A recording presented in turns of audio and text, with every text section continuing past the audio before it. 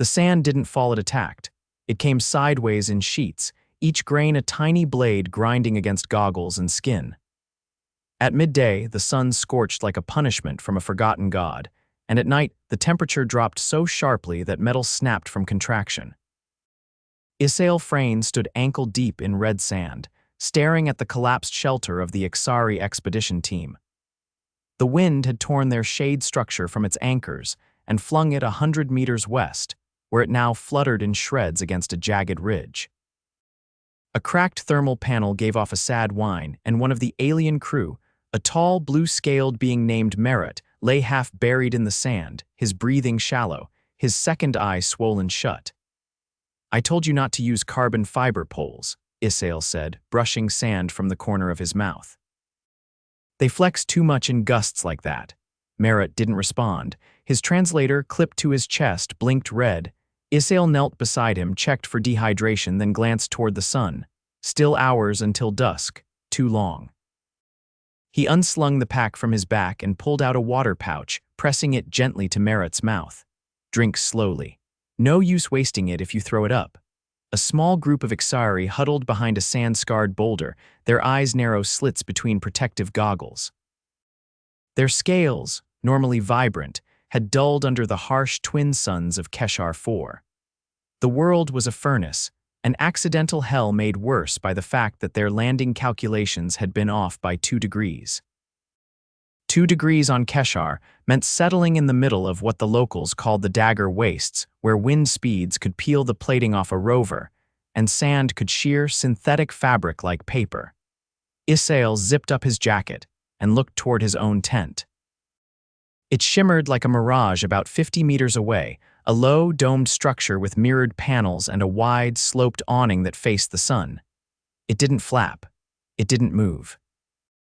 It was staked with titanium screws deep into the rock, and the entrance was half buried, a design choice that blocked the worst of the sand.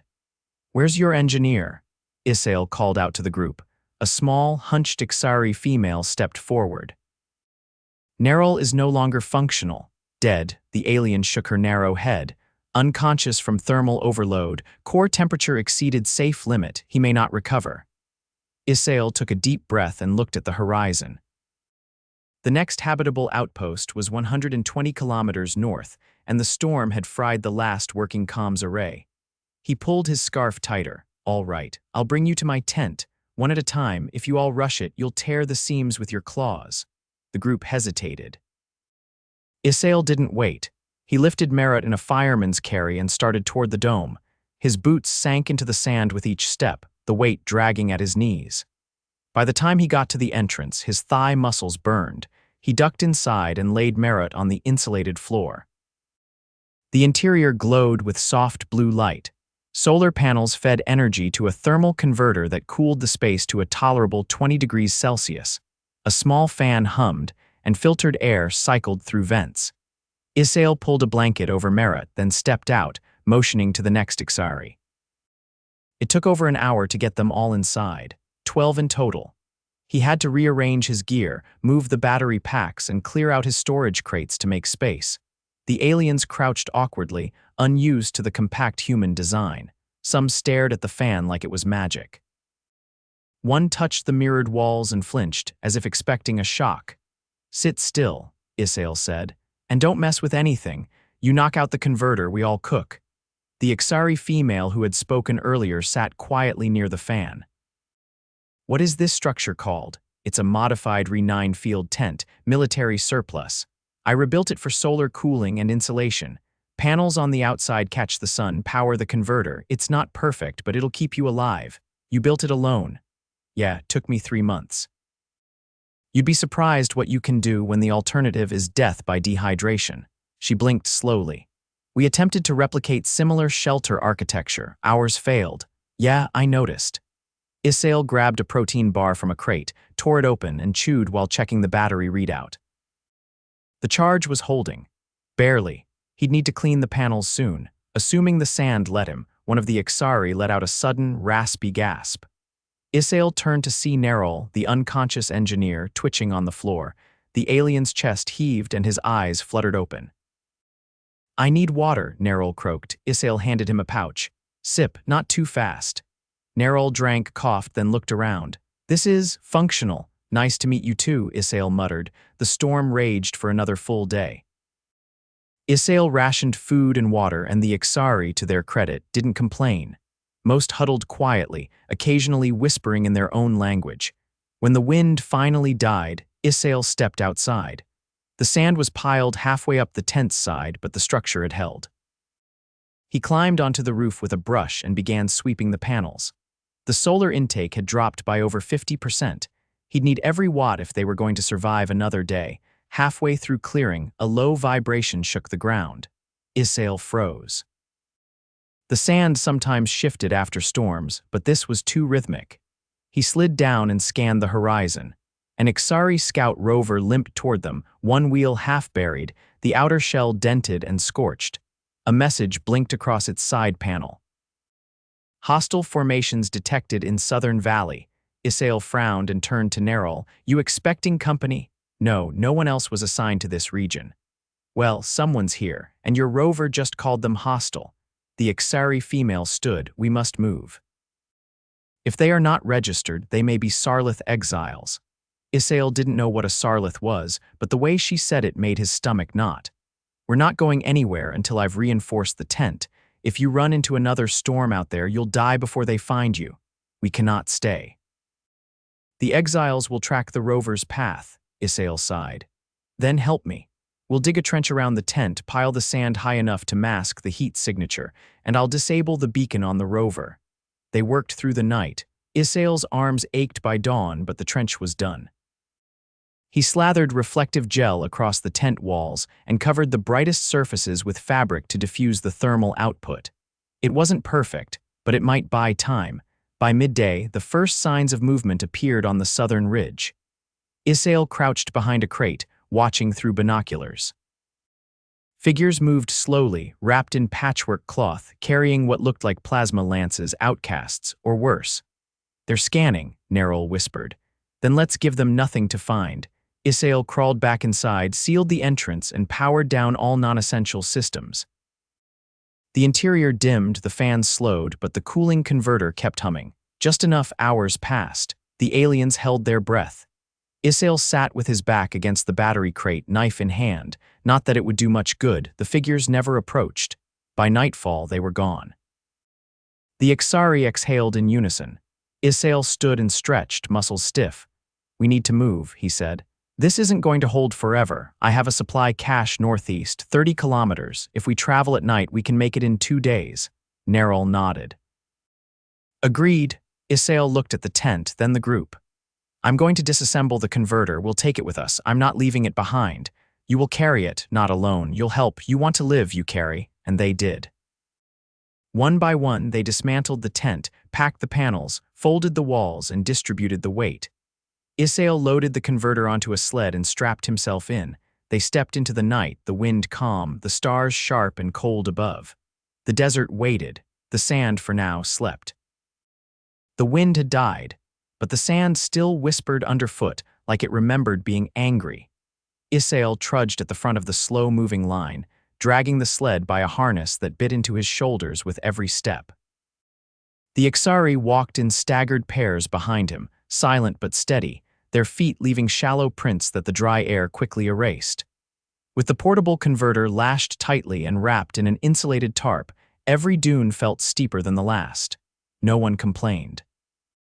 There wasn't enough breath for that.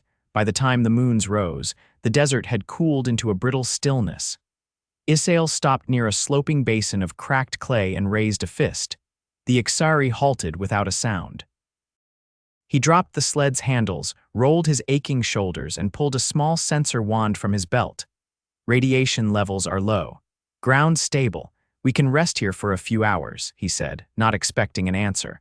Most of them sat immediately, curling their long limbs inward to conserve heat. One of the younger ones, a pale-scaled adolescent named Krenth, rocked slightly as he settled, his joints clicking. You need water? Isael asked. Krenth nodded once. He handed the pouch over, watching to make sure the kid didn't gulp. After 2 careful sips, Krenth passed it back. Why do you walk in front? the Ixxari asked suddenly. Isael squatted beside the sled. Because I know just enough about this place not to walk us into a sinkhole or a nest of burrowers. But you are alone. Well, I was. Now I've got a whole party of scale-covered tourists. Krenth tilted his head. Do you not fear? Sure I do, but mostly of dying with sand in my ears. You ever had to dig it out of your sinuses? It's like scraping rust from inside a pipe.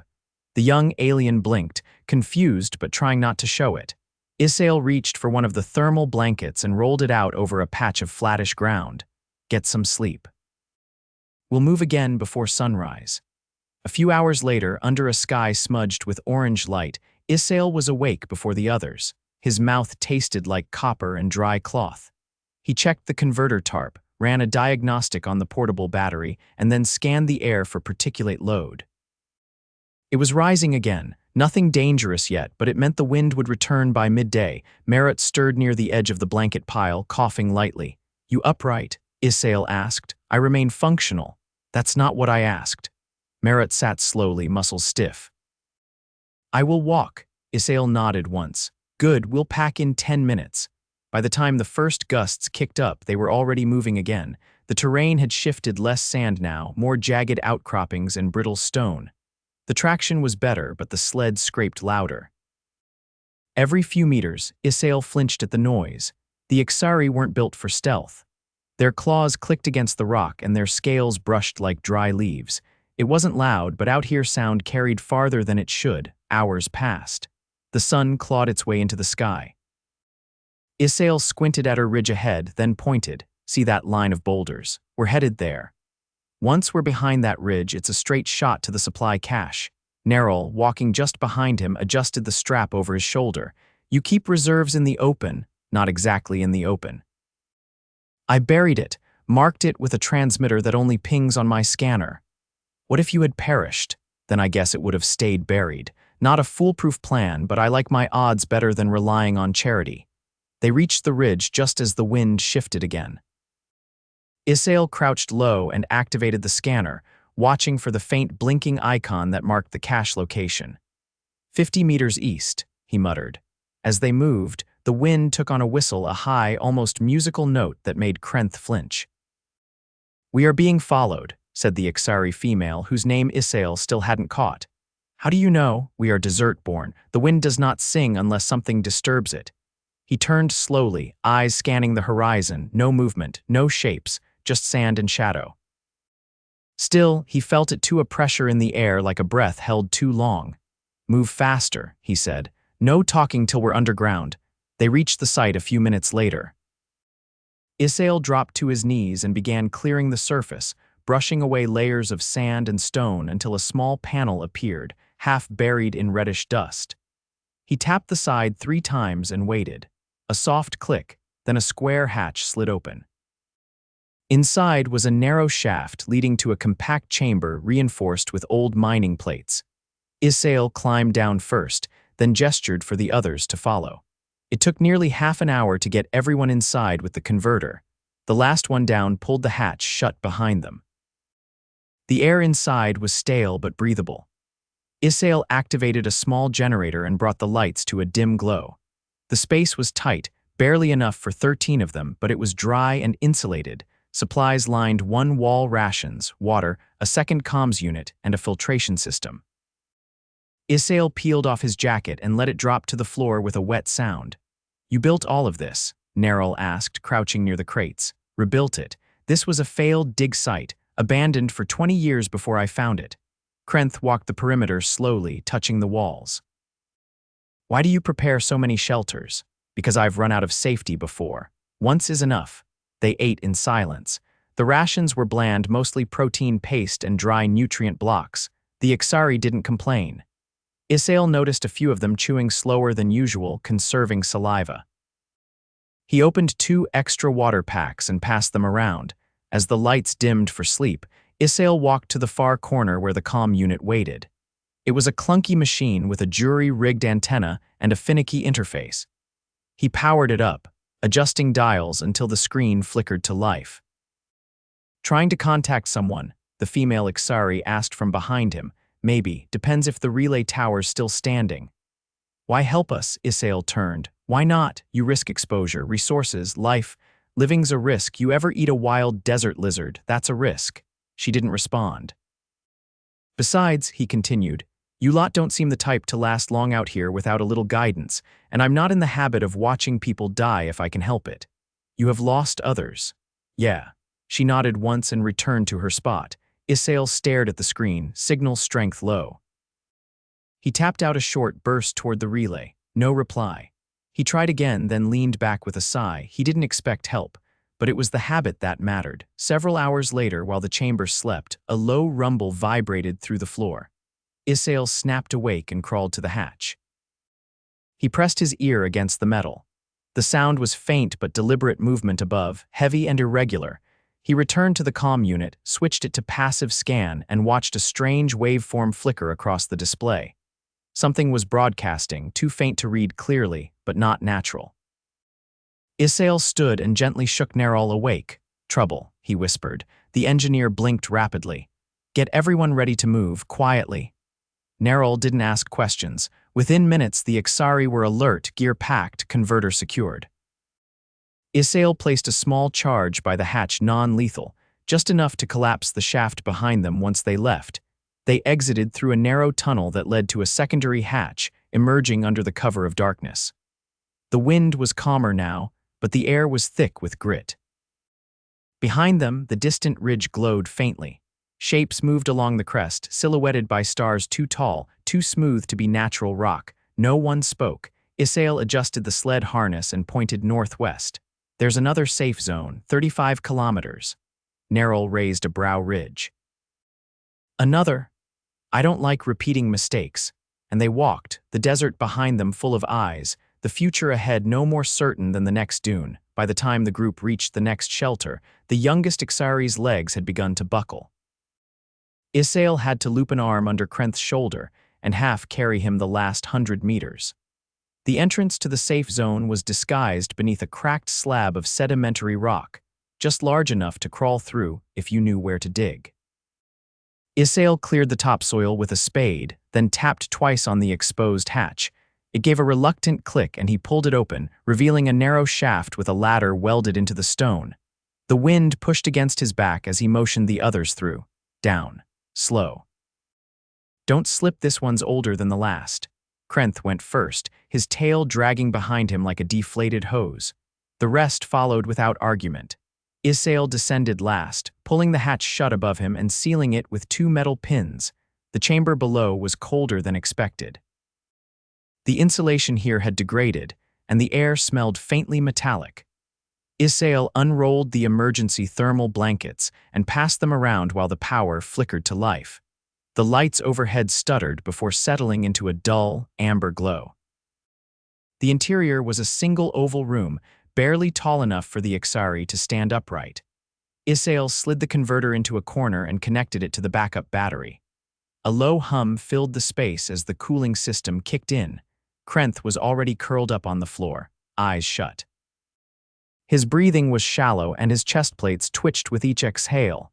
He's gone hypothermic, Isael muttered. Body's used to the heat, cooling too fast messed with his regulation. Nerol crouched beside him. Can you stabilize him? Isael pulled the med kit from his belt and opened it with a practiced flick. I'll try, but I need space. The group shifted back, giving him room. Isael peeled back Krenth's outer garment and placed a temperature patch under his arm. Cores dropped under 27. That's not sustainable. He pulled a heating gel pack from the kit, peeled the adhesive backing and pressed it to Krenth's chest. The patch activated with a soft hiss. Then he wrapped the blanket tighter around the young alien's torso and adjusted his posture to minimize heat loss. Circulation's still there, he's not crashing yet. Merritt stood nearby, arms crossed. He is young, not yet adapted to long exposure. Yeah, well, he just walked 35 kilometers across a desert hellscape dragging half a solar converter.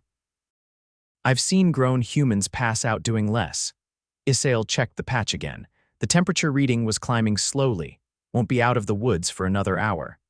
The Ixxari female, who had never given her name, crouched near the opposite wall and watched silently. She hadn't spoken much since they left the last shelter.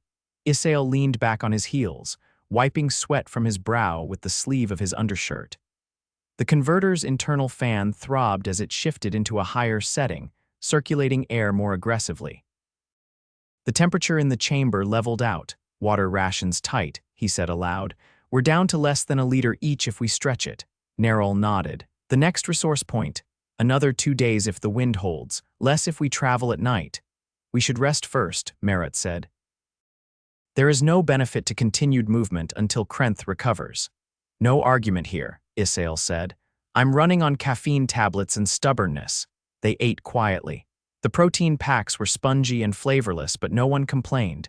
Isael chewed slowly, watching Krenth's breathing even out.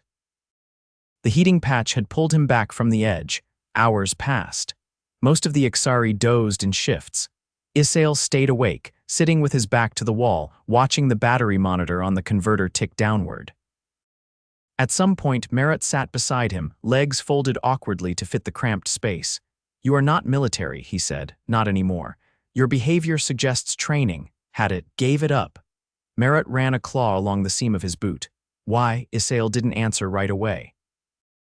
Because I watched people die for reasons that made no sense when we were off-world, and when I came back, I realized I knew how to build shelters better than I knew how to follow orders. Merritt nodded once. Your shelter saved us, twice. I noticed. You could have refused. I could have. But you'd all be dead or worse, and I'd still be here with a working tent and no one to talk to but the sand. They sat in silence a while longer. Then Isael stood, stretched his arms overhead and checked the converter's cooling cycle. Power's holding. We've got maybe 15 hours before we drain the pack. Nerol stirred at the far side of the chamber. Then we leave before that. Krenth, awake now, the young Ixxari sat up slowly, the blanket still wrapped around his shoulders. I can walk, he rasped. You'll do more than that. You'll carry your share this time. Krenth nodded once, without argument. They set out again before the chamber grew too warm from residual body heat. Isael dismantled the converter quickly, folding the panels and lashing the components back onto the sled. The hatch creaked as they opened it, and the fresh air hit them like a slap. The wind had shifted again, this time from the northeast, carrying a new scent, something metallic, dry, and unfamiliar. They moved carefully, hugging the edge of a dry ravine that carved a scar through the terrain. The rocks here were sharper, the sand thinner, and patches of brittle vegetation clung to the shadows between boulders. Isael paused at a split in the path ahead. To the left, a narrow pass choked with debris. To the right, a flat stretch exposed to the sky. Left slower, but will be harder to spot, he said. The group shifted direction without protest. They hadn't gone 20 meters before Isael spotted the glint faint but unmistakable. A reflective lens half buried at the base of a ridge, he raised a hand. The group halted. He crept closer, crouched low, and brushed away the dust. It wasn't natural. A surveillance node, small, silver, and embedded with a cracked transmitter, old Sarlith tech. Not active, but recently disturbed.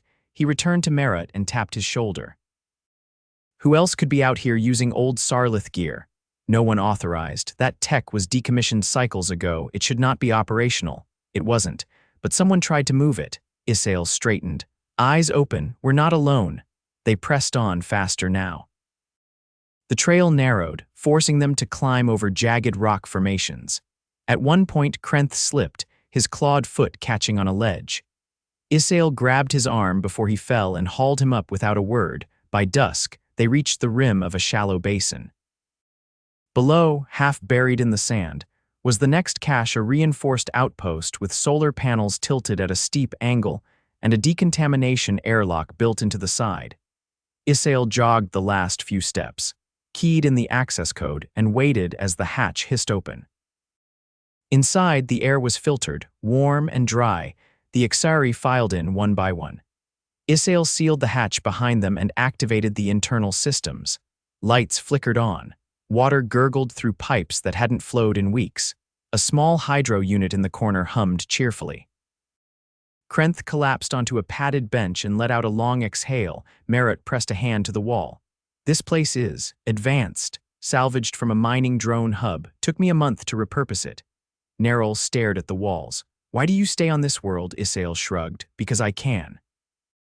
Because I know how to make things work when everything else tries to kill you, because out here I don't have to explain myself. The Ixxari female finally spoke. You saved us, and you ask for nothing. I ask for one thing, Isael said, placing the converter against the charging dock. Don't break anything, Krenth's voice was quiet. We will not forget this.